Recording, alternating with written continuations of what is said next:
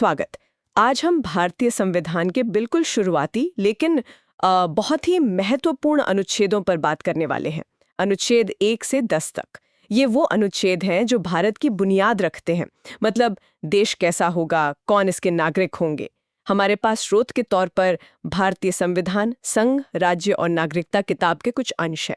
तो चलिए इस जानकारी को खोलते हैं और समझते हैं। बिल्कुल, ये शुरुआती अनुच्छेद नींव के पत्थर की तरह हैं।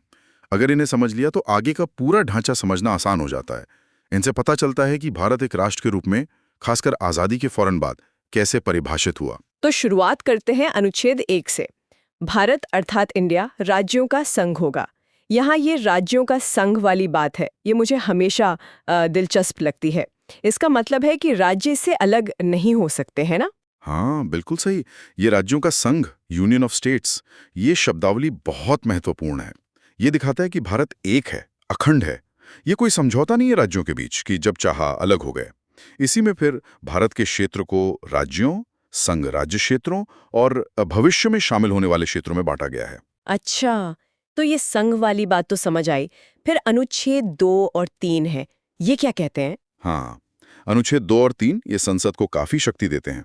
अनुच्छेद 2 कहता है कि संसद नए राज्यों को भारत संघ में शामिल कर सकती है, जैसे मान लीजिए कोई नया क्षेत्र भारत में आता है। और अनुच्छेद 3 वो संसद को अधिकार देता है कि वो मौजूदा राज्यों की सीमाएं बदल सकती है, क्षेत्र घटा बढ़ा सकती है, नाम बदल सकती है। सीमाएं और नाम भी बदल सकती हैं। तो क्या इसके लिए राज्यों से पूछा जाता है? मतलब उनकी राय का क्या होता है? देखिए, प्रक्रिया ये है कि ऐसा कोई भी बिल राष्ट्रपति की सिफारिश के बाद ही संसद में पेश होता है। और अगर वो किसी राज्य की सीमा या नाम पर असर डाल रहा है, तो राष्ट्रपति उसे उस राज्य की विधानसभा को भेजते हैं राय जानने के लिए। लेकिन वो राय मानने के लिए संसद बाध्य नहीं है। अंतिम फैसला संसद का ही होता है। अच्छा, तो मतलब राज्यों की मर्जी उतनी अहम नहीं है यहाँ पर। हाँ, कह सकते हैं कि संघ ज्यादा शक्तिशाली है इस मामले में। और यहीं पर अनुच्छेद 4 भी आता है। वो कहता है कि अनुच्छेद 2 और 3 के तहत जो भी कानून बनेंगे, उन्हें संविधान का संशोधन नहीं माना जाएगा। ओ अच्छा, यानी ये साधारण बहुमत से हो सकता है। संविधान संशोधन वाली मुश्किल प्रक्रिया की जरूरत नहीं। जी हाँ, बिल्कुल। साधारण बहुमत से, यानी सदन में जितने सदस्य मौजूद हैं और वोट दे रहे हैं, उनके आधे से ज्यादा की सहमति काफी है। इसके पीछे शायद सोच ये थी कि देश के प्रशासनिक ढांचे में जरूरत के हिसाब से बदलाव करना आसान रहे, ज्यादा जटिल न हो। सही बात है। ये तो हुई देश की सीमाओं और राज्यों की बात। लेकिन देश तो लोगों से बनता है। तो अब नागरिकता वाले हिस्से पर आते हैं। अनुच्छेद 5 से 10। संविधान लागू होने के समय कौन भारत का नागरिक बना, ये कैसे तय हुआ? हाँ, ये बहुत ही संवेदनशील और जरूरी हिस्सा है। अनुच्छेद 5 बताता है कि 26 जनवरी 1950 को, यानी जब संविधान लागू हुआ, तब कौन नागरिक था। इसमें 3 मुख्य शर्तें थी। या तो व्यक्ति का जन्म भारत में हुआ हो, या उसके माता पिता में से किसी का जन्म भारत में हुआ हो, या फिर वो संविधान लागू होने से ठीक पहले कम से कम 5 साल से भारत में सामान्य रूप से रह रहा हो। लेकिन उस समय तो विभाजन की वजह से बहुत उथल-पुथल थी। लोग इधर से उधर जा रहे थे। बिल्कुल। और उसी स्थिति को संभालने के लिए अनुच्छेद 6 और 7 बनाए गए। अनुच्छेद 6 उन लोगों के लिए था जो पाकिस्तान से भारत आए थे। इसमें एक तारीख बहुत अहम है, 19 जुलाई 1948। जो इससे पहले आ गए वो कुछ शर्तों के साथ नागरिक मान लिए गए।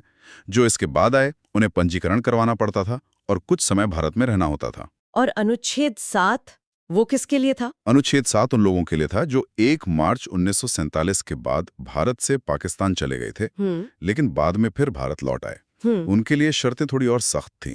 उन्हें भी पंजीकरण करवाना होता था। ये सब दिखाता है कि उस समय नागरिकता तय करना कितना पेचीदा रहा होगा।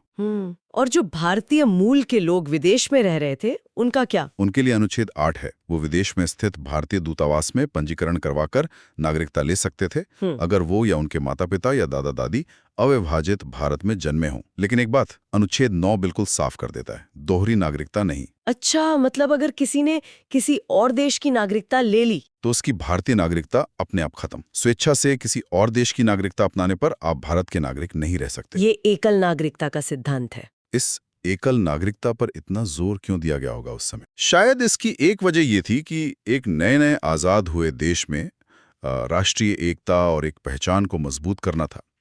अलग अलग देशों के प्रति निष्ठा न हो, बल्कि एक भारत के प्रति हो। और फिर आता है अनुच्छेद 10, जो कहता है कि जो भी व्यक्ति इन प्रावधानों के तहत भारत का नागरिक है वो आगे भी नागरिक बना रहेगा, लेकिन ये संसद द्वारा बनाए जाने वाले किसी भी कानून के अधीन होगा। मतलब संसद भविष्य में नागरिकता पर कानून बना सकती है। तो अगर हम संक्षेप में देखें, अनुच्छेद 1 से 4 भारत की भौगोलिक और राजनीतिक संरचना तय करते हैं।